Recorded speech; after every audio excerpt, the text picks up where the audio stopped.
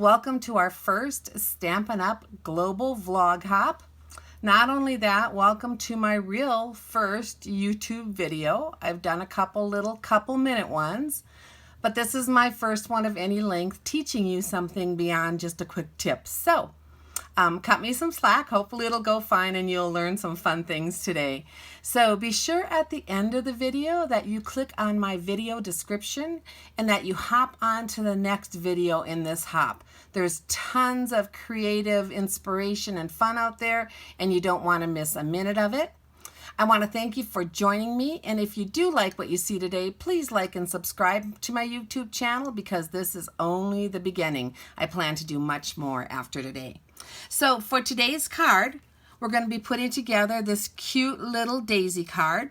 I super love it. I love the colors. I'm a yellow gal, but I also like that it kind of has that fall theme to it. And who wouldn't want to smile? So this is the card we're making. I never have naked envelopes, so I'm just going to show you up front. I did put the sentiment on there and a couple little daisies just to make them smile when they see it in the mailbox. But we're going to be concentrating on the card today. So for this card, I used the Daisy Lane stamp set from the annual catalog.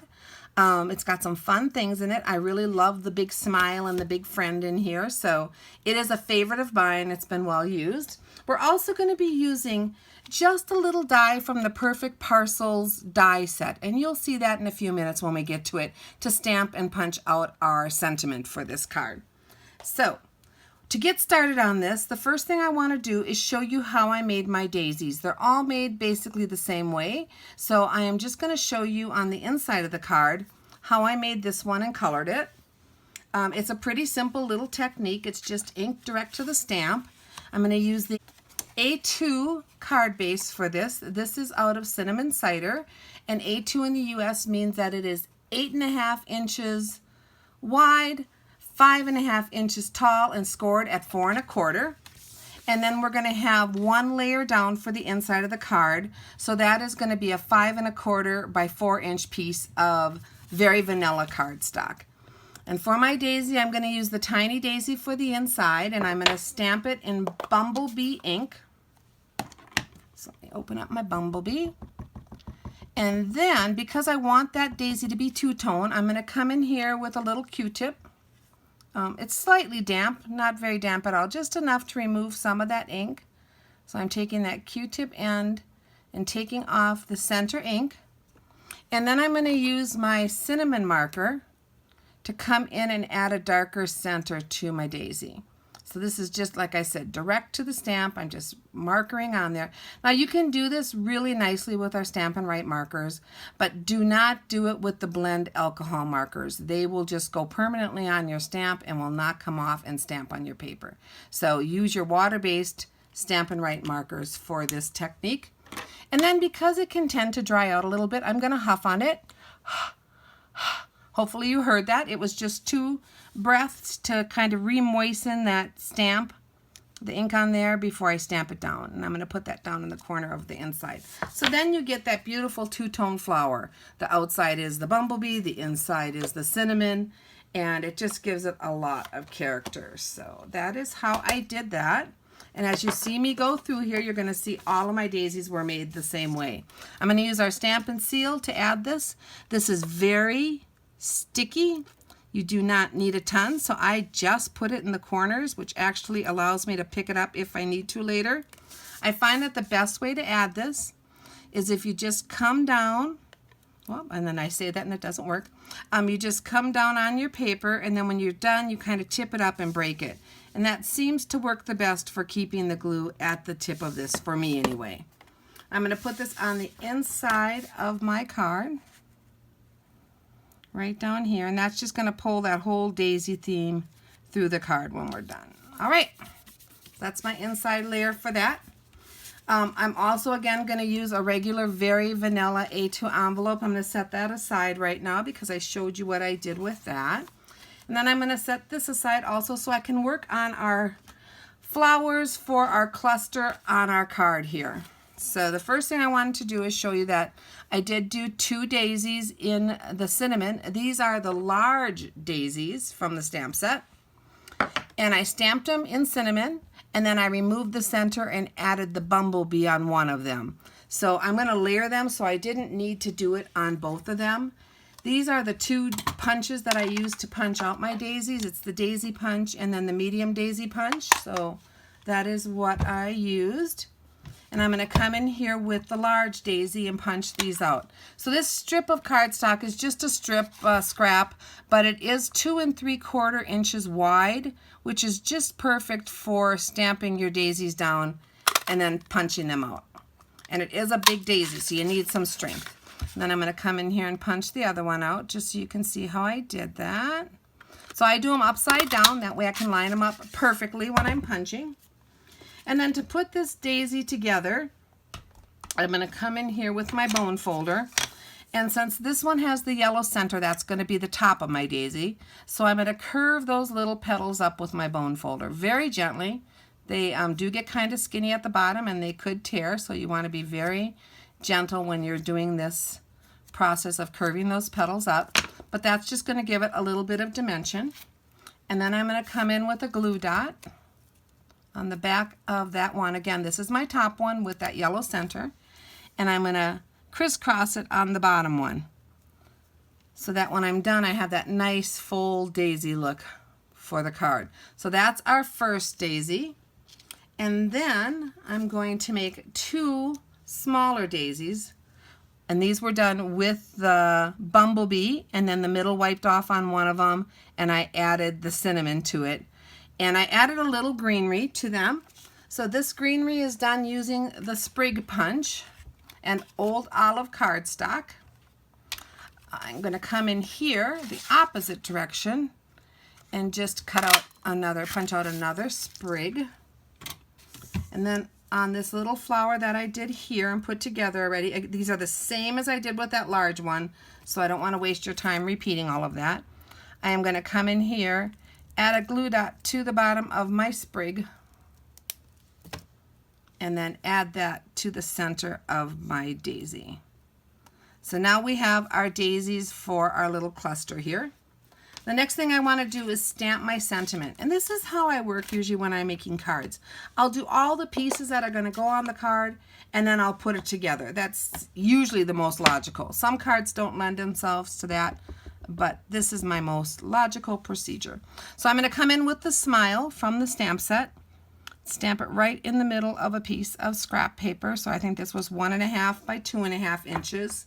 Oh, and if you wanted to know the strips of the daisies for the small daisies, those were stamped onto 2-inch strips of vanilla. And I'm going to come over to my big shot and run this through and cut it out. Give me just a second here. I'm off screen. All right. Pull it out. Okay, so this is what I just cut out. It's the smile, and I use this little label die that I had mentioned earlier from the Perfect Parcels die set. So it works perfect for this. It's just adorable. It gives us this little bit of trim on the end and adds some character. So the other things you're going to need for the card, I cut 3 pieces of linen thread 7 inches. I have a piece of very vanilla cardstock that is 5 by 3.25, and I already ran that through the Big Shot using the Pine Wood Planks Dynamic embossing folder. And I just wanted to show you that when I ran it horizontal, like rather than vertical, because I wanted my planks to go vertical on my card. So I hope that makes sense. So I did that already. We also have a piece of early espresso, a layer for the front that is 5.25 by 4 inches. And then a strip of wood grain paper. This is from the new In Good Taste Designer Series paper, which gives you an abundance of offerings of wood grain. But I wanted this color because I think the little bitty, well actually the dark pieces pull in the early espresso, and then these little smudgy pieces are kind of like the cinnamon. So I like to pull all of my cards together with the same color combination. So this one worked for me. You could pick any one that you wanted. This piece is 5 inches by 1.5. So now we have everything we need to put this card together. I am going to just start assembling. I'm going to take the front of my card here, And using the seal, I'm going to add my early espresso layer. Same thing, just corners. Pulling it down, stopping, and then picking it up. Pulling it down, stopping, picking up. All right, that seems to really work. I'm going to put that on the front of my card, centering it. And then next I'm going to take that wood grain piece, not the wood grain designer series paper, but the wood grain embossed section that I ran through the Big Shot. And I want these little grains, I think, to go up. So I'm going to turn it this way. And this seal is so sticky that it works wonderful on these embossed layers, which I love. Our old snail sometimes wouldn't be quite enough to hold down those embossed layers because of the way that cardstock had it. So here we're going to lay this right onto here, just like that, centering it on the early espresso. Next, I'm going to take my wood grained piece of paper, and you'll note that I did the wood grains the opposite direction. That was just for visual appeal. I did them going the opposite direction on this piece, and that was on purpose. I'm going to come in here with my seal and add it to the back of there. And then this gets lined up just maybe about a ½ an inch over from the side and top to bottom on that very vanilla layer. There we go. Let's see if I can get it centered on there. Perfect. Pretty good.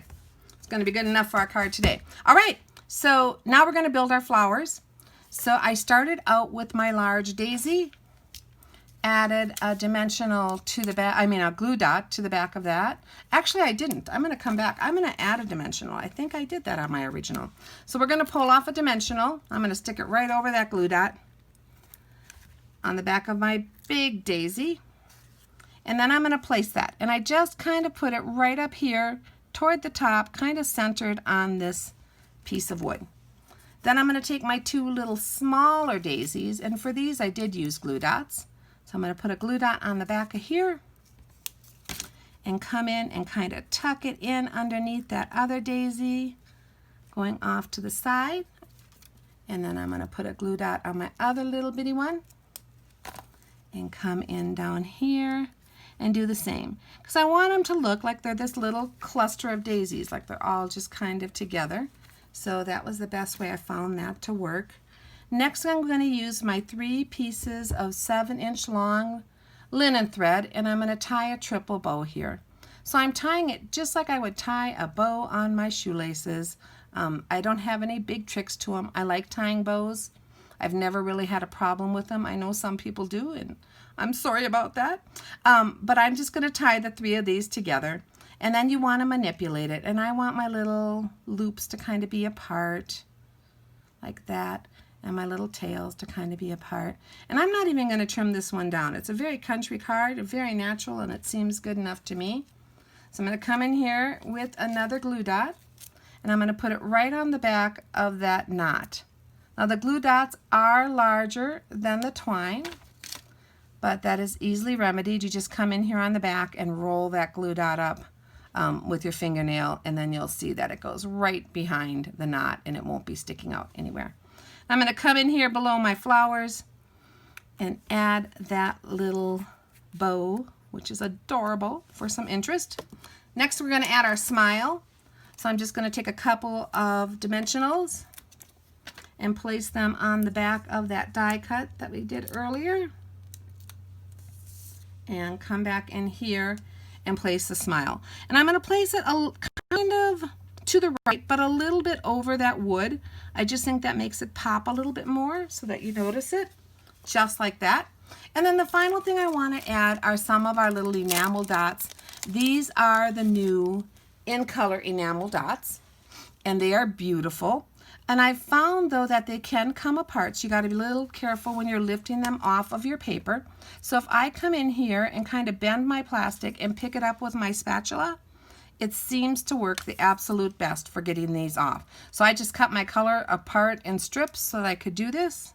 I'm going to add a couple little dots down here, and then I'm going to come in with one more up at the top. And when you bend that plastic, it releases them enough that you can get your spatula underneath. So this spatula is from the Take your pick tool from Stampin' Up! And it is wonderful. I never ever go anywhere without it. So make sure you have one of those if you don't already. There we go. Our first card and the one I just completed for you. I hope you like these. If you have any questions, be sure to leave them in the comments, or you can email me at at thecrazystampinglady@gmail.com. But be sure if you want to order any projects from my video or any of the videos that you contact your local demonstrator and order from them. Enjoy all of the videos today. Hop along and be creative. Thanks for joining us. Bye now.